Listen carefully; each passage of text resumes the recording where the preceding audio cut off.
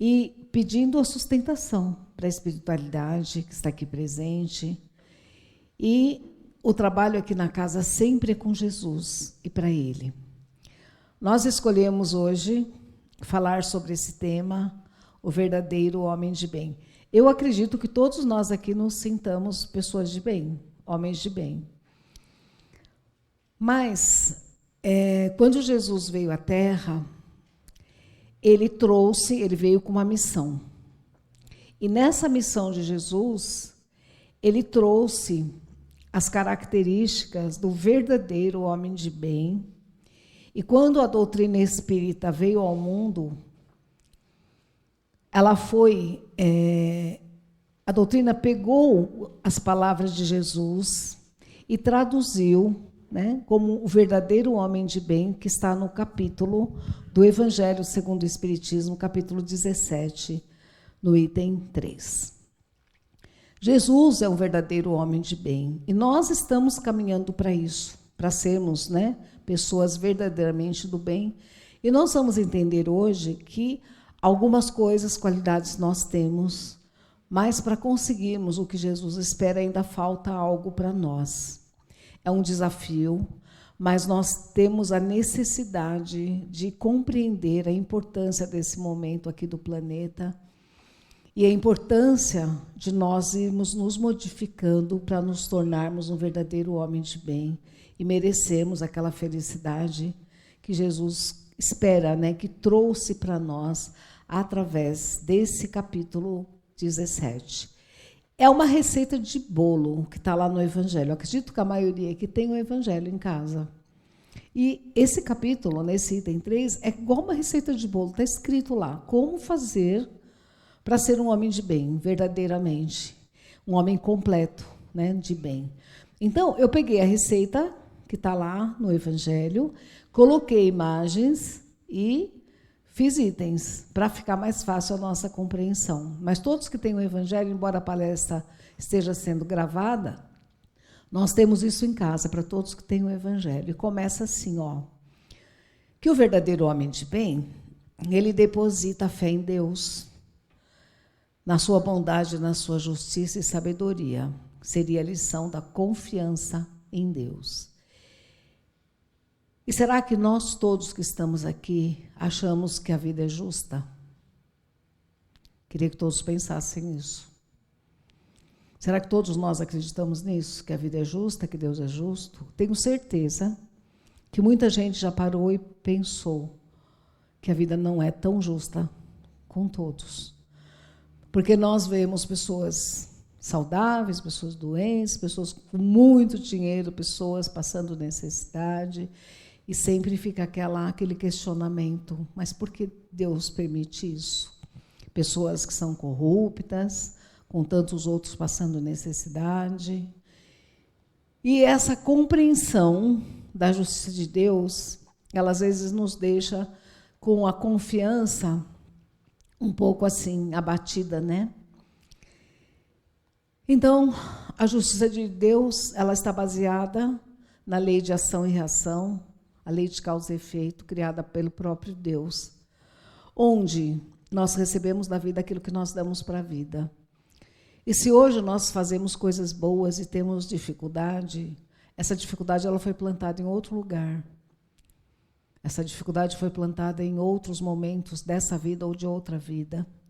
Porque Deus, para ser justo, ele tinha que fazer uma lei como essa, que nós recebemos aquilo que nós damos. Então, a dificuldade de hoje, ela foi plantada em algum lugar. E aí está a justiça. Eu estive num velório semana passada de uma pessoa muito minha amiga, mas de outra religião. E quando eu entrei assim no velório, a irmã da pessoa olhou bem para mim e falou assim: a vida é muito dura, Deus é muito duro. E na hora, como ela acredita de outra forma, eu não tinha o que falar para ela, a pessoa tinha 46 anos, né, que desencarnou. E por mais que a gente tente passar essa ideia para as pessoas, nem sempre elas têm facilidade de entender. O homem de bem verdadeiro, ele acrescenta Fé no futuro, colocando os bens espirituais acima dos bens materiais, que é a lição da esperança. Então, nós não podemos viver a vida material só e exclusivamente pensando nas coisas da matéria. Porque nós não somos da vida aqui da matéria, nós somos espíritos. Nós estamos por um tempo aqui. Mas nós temos uma origem espiritual, então nós temos que pensar nessa eternidade espiritual que nós temos. Não podemos gastar tudo, toda a nossa energia, todo o nosso fosfato mental pensando só na vida material. Nós precisamos fazer como nós estamos aqui, parar um dia e pensar um pouquinho na vida espiritual. Porque amanhã poderemos não estar mais aqui. Não é assim?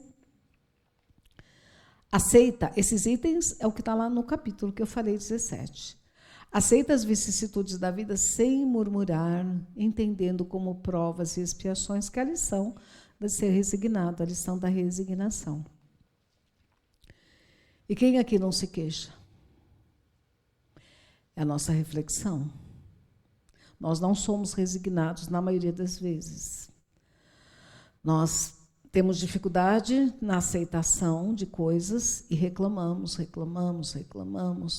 como se fôssemos pessoas perfeitas e a vida fosse ingrata com a gente. Então, nós precisamos parar de reclamar, porque ou nós acreditamos em Deus ou não acreditamos.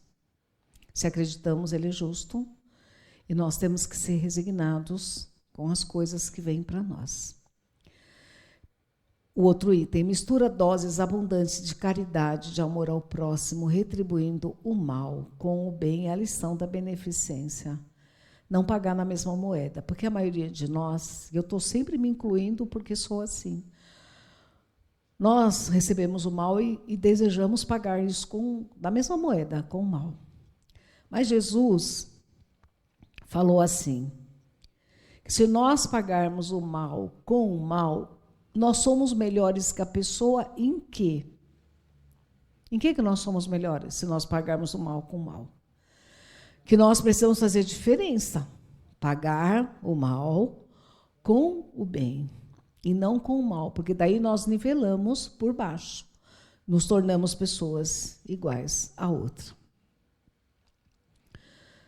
Que nós devemos pensar nos outros antes de pensar em nós mesmos e encontrar satisfação nisso, alegria nisso, que é a lição da solidariedade. E a reflexão para esse item, que está lá no Evangelho, é: às vezes nós pensamos primeiro nos outros, porque é natural nós pensarmos em nós, é natural. Mas nós não podemos pensar sempre primeiro em nós, porque nós seremos egoístas. E o egoísmo é a raiz de todos os outros males. Então, nós precisamos, às vezes, deixar nosso tempo, deixar nosso trabalho, até a saúde, para passar uma noite com uma pessoa que precisa, com uma pessoa que está internada, pensar naquele dinheirinho que a gente tem um pouquinho a mais, naquele que está sem um gás, para sua família, ou naquela criança que não tem um lanche. E nesse pensamento de pensar um pouquinho nos outros, nós acabamos cumprindo o primeiro mandamento da lei de Deus, está lá nos 10 mandamentos: amar a Deus sobre todas as coisas e ao próximo, como amamos a nós. Seja bom, humano, benevolente para com todos, sem distinção de raças ou crenças, é a lição da fraternidade. Todas as pessoas de outros estados, outros países que aqui estão na cidade de São Paulo circulando, nós tratamos todos da mesma forma? Ou nós discriminamos? O modo de falar, o modo de vestir, a falta de instrução. Existem pessoas de outros países que trabalham feito loucos para conseguir alguma coisa aqui no nosso país. Então, nós vemos pessoas, empresários, comerciantes, espanhóis, portugueses, franceses, italianos, muitos. E eu já ouvi várias críticas. Eles saem da terra deles, vêm ganhar o dinheiro aqui nosso. Por que o brasileiro não faz a mesma coisa? É uma coisa que nós temos que pensar. Porque é muito mais difícil você sair do seu país e ganhar vida no outro país do que no seu próprio país. Então, nós temos que parar com a discriminação, porque não está de acordo com a lei da fraternidade, que deverá ser, no mundo de regeneração, universal, sermos fraternos universalmente. O outro item fala assim para nós, respeite as convicções sinceras, sem lançar anátema aos que não pensam como ti, se colocando no lugar dele, que é a lição da alteridade, ou seja, nos colocarmos no lugar da outra pessoa. Será que nós nos colocamos no lugar das pessoas? Quando você vê uma pessoa no farol, no seu carro lá pedir uma moeda, e que nós fechamos bem rápido com medo do assalto, mas às vezes é uma criança, né? Será que nós tivéssemos nascido na casa dela, tido os pais que ela teve, passado todas as necessidades, nós não faríamos a mesma coisa? Nós precisamos parar e pensar nisso. E assim, naquela pessoa que não tem religião, que não teve um apoio de família, que sofreu violência, porque a violência às vezes gera violência. Então, nós precisamos muitas vezes, nós que temos, né, uma religiosidade, perceber que pessoas, elas às vezes são profundamente depressivas e nós perdemos a paciência com isso, sem compreender que ela não tem aquela fé que sustenta como nos sustenta. Então, só vivendo a vida do outro desde que ele nasceu é que nós vamos entender porque ele faz aquilo. Então, nosso melhor caminho é não julgar, tentar entender, e cada um também está num nível de evolução diferente do outro. O outro item diz assim, lá no Evangelho: perdoe e esqueça todas as ofensas, não alimentando ódio, rancor ou desejo de vingança, né? A lição do perdão. E eu pergunto, quem ainda nós precisamos perdoar? Queria que todo mundo pensasse nisso. Quem ainda nós não perdoamos? O slide fala assim para a gente, olha, perdoar é libertar um prisioneiro. E então descobrir que o prisioneiro era você. Quando nós temos algo contra alguém, existe uma ligação fluídica entre nós e a pessoa. Por mais que a gente não tente pensar na pessoa, a gente sempre lembra, sempre lembra. Parece que a gente quer tirar aquilo de dentro, não consegue. Então, a gente finge que perdoou. E fica dentro de nós como uma brasa, sabe, uma brasa de fogueira acesa, e que nós jogamos um pouco de terra em cima para fazer de conta que aquilo não existe. Mas ela está acesa lá dentro, né? E o dia que nós conseguimos perdoar, aquela brasa apaga e nos liberta daquela dor. Então, essa lição do perdão, ela é super importante para nós, porque o prisioneiro da história somos nós.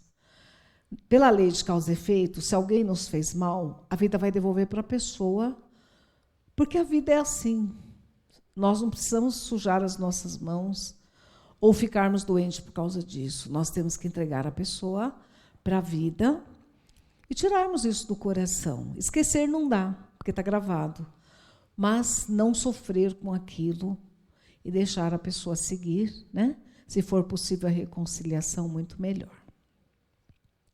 O outro item diz para nós que nós devemos ser indulgentes para com as fraquezas alheias, porque nós precisamos da indulgência das outras pessoas. As pessoas precisam nos compreender. Nós queremos isso. E quando elas não nos compreendem, nós ficamos aborrecidos, né? E nós conseguimos compreender as fraquezas dos outros, os erros dos outros, sem ficar comentando, sem ficar divulgando, sem ficar, né, fazendo naquele momento um ato de público contra a pessoa. Então, nós precisamos da indulgência de Deus para nós, da indulgência das pessoas, da família, para os nossos erros. Então, Jesus disse: aquele que estiver sem pecado, atire a primeira pedra. Ora, se eu não sou indulgente com o outro, eu tenho que ser perfeito. Se eu não sou indulgente, eu tenho que ser perfeito. Se eu não sou perfeito, eu tenho que ser indulgente com o outro. Entender e ser compreensível com as fraquezas do outro. Não evidenciar os defeitos alheios e procurar sempre o bem que atenua o mal, que é a lição da compreensão. Todas as pessoas têm um lado bom. Todas, todas, todas. Aquele criminoso mais cruel, ele tem um cachorro que ele ama. Ele tem uma mãe que ele gosta, que ele respeita. Às vezes ele tem um jardim que ele cuida. Um irmão que ele protege. Um filho. Então, não existe nenhuma pessoa que não tenha um lado bom. E nós nos preocupamos sempre em enxergar os defeitos. Sempre o lado ruim. Sempre o lado difícil. Então, a lição na íntegra que está lá do Evangelho, ela fala assim para a gente. Quando alguém fizer uma crítica a uma determinada pessoa e você sabe o lado bom dela, tenta rebater. Ah, mas ela é um bom marido, ele é um bom marido, ela é uma boa esposa, ela é uma boa mãe, ela é uma ótima professora, porque todo mundo tem o seu lado. Bom, não existe nenhuma pessoa que não tenha, porque todo mundo é espírito vindo de Deus. Se a pessoa vem de Deus, todos nós temos um lado bom, pela própria paternidade que nós temos. Estudar as nossas imperfeições e trabalhar incessantemente para combater, que é a lição da perseverança, sermos perseverantes, né? No que nós chamamos, nós espíritas, de reforma íntima, que é o momento da nossa cura interior. Mas nós temos que conhecer nossas imperfeições e não justificar as nossas imperfeições. Porque nós justificamos para nós. Ah, eu fiz aquilo. Ah, mas também fazia tempo que ele nem falava comigo.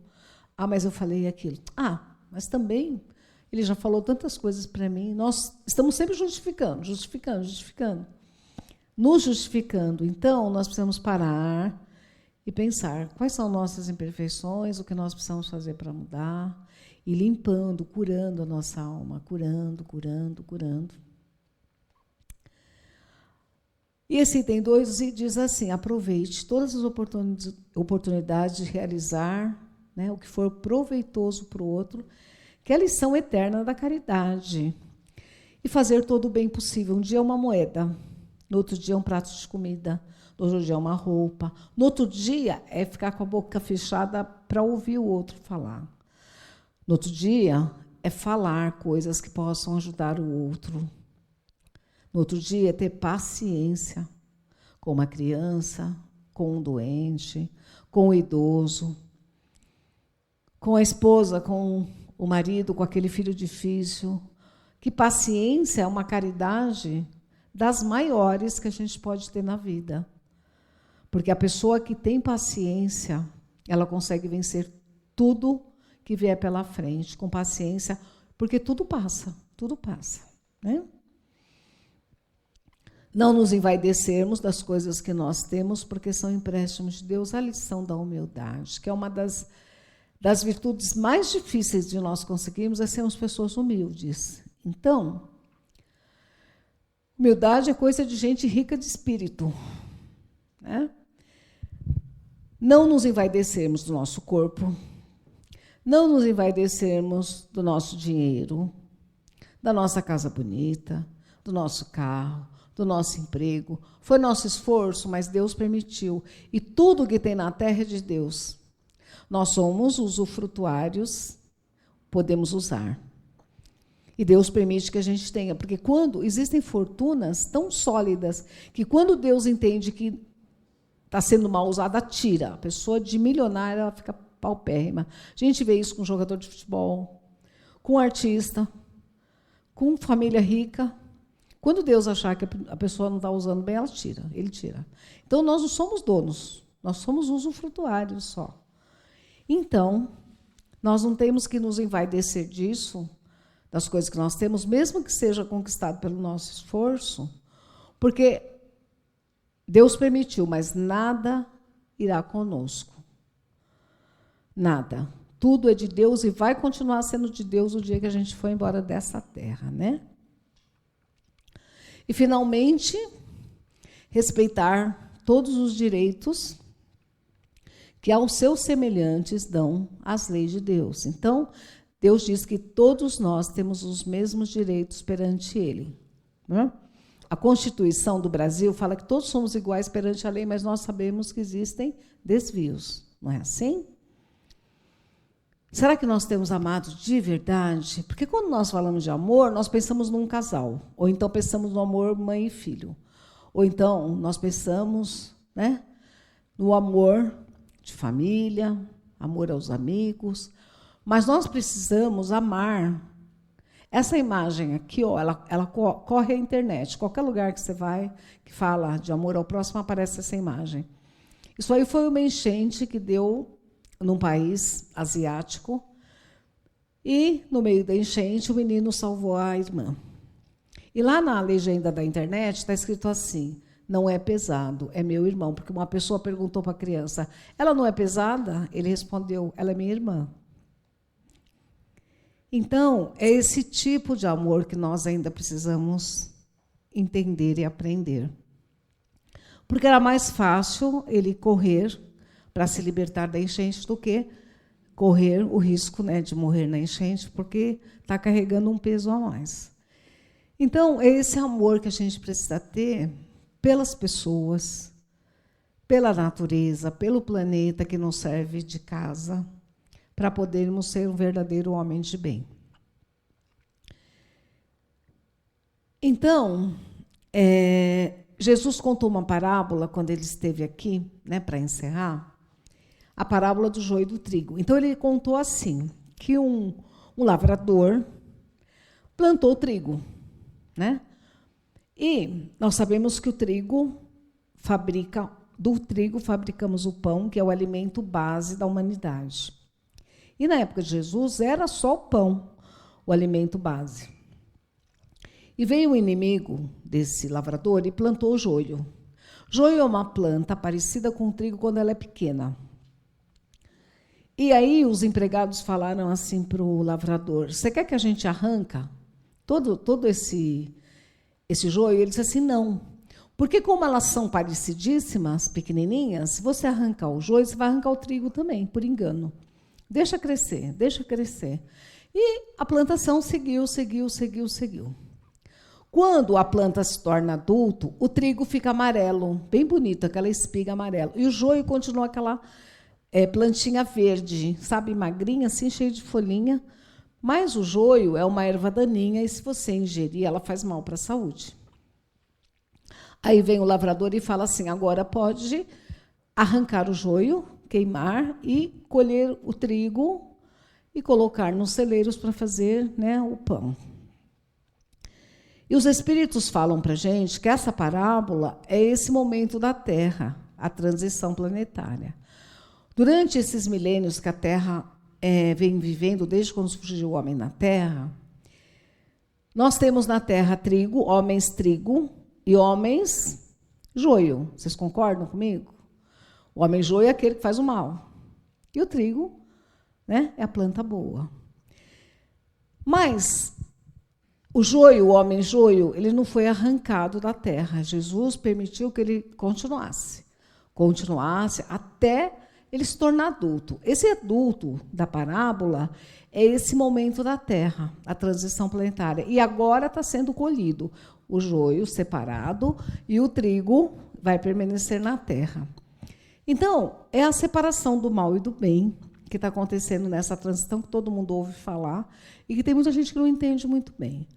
Então, segundo os espíritos de Odivaldo Pereira Franco, faltam 38 anos para ser concluída essa separação, tirar o joio e separar do trigo. As pessoas que vão desencarnando, que são joio, já estão sendo tiradas do planeta, e as que são trigo, encarnadas ou desencarnadas, vão continuar na Terra para novas oportunidades. Então, a ideia da palestra é exatamente mostrar para a gente como nós temos que agir para ser o trigo, para ficarmos no planeta, para recebermos, né, digamos assim, um diploma de sermos merecedores, né, e discípulos de Jesus. Daí eu procurei uma música na internet que fala tudo que eu falei aqui, procurei agora há pouco, à tarde, e achei uma que fala tudo que foi dito na palestra. Aí o Luiz vai colocar e depois a gente vai encerrar. Marcos, você apaga a luz para mim?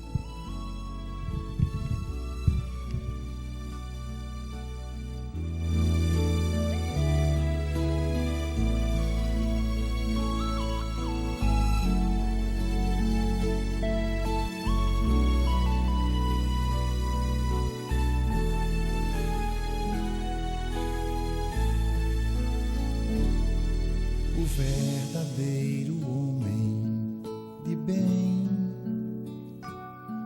é aquele que pratica a lei de amor, de justiça e caridade, de pureza e de bondade. Interroga a consciência se essa lei já violou. Não comete o mal, tem fé em Deus e na bondade. Sabe que nada acontece sem a sua permissão. Tem fé no futuro e por isso coloca os bens espirituais acima desses bens só temporais. Quando nas dores da vida e nas decepções aceita sem murmurar, porque são provas ou expiações. Encontra benefícios nos serviços que prestam, nas lágrimas que secam e nas consolações. Seu primeiro impulso é de pensar nos outros antes de si, antes dos seus. É bom, benevolente, humano e muito mais. Nem de raça, nem de crença, distinção ele não faz. Respeita todas as convicções. A caridade sempre é seu guia. Não tem ódio nem rancor, nem desejo de vingança. A exemplo de Jesus, perdoa todo dia. É indulgente com as fraquezas alheias. Não procura defeitos nos outros. Estuda suas próprias imperfeições. Trabalha sem cessar para combatê-las. Não se envaidece com a sorte ou com os dons pessoais. Usa, mas não abusa dos bens materiais. Se tem alguns dependentes nas relações sociais, trata com benevolência e muita paz. É o homem de bem, é o homem de bem. Quem plantar vai colher, vou lutar, vou crescer, vou chegar lá também. É o homem de bem, é o homem de bem. Quem plantar vai colher, vou lutar, vou crescer, vou chegar lá também. É o homem de bem. Então, Eu nem conhecia a música do Nando Cordel, que é o espírita, compositor, e ela fala exatamente, né, tudo que foi dito na palestra. Nós temos capacidade para conseguirmos adquirir algumas virtudes, né, devagarinho, mas sem desanimar, sem desistir, sem parar, e pensarmos como somos espíritos provisoriamente encarnados.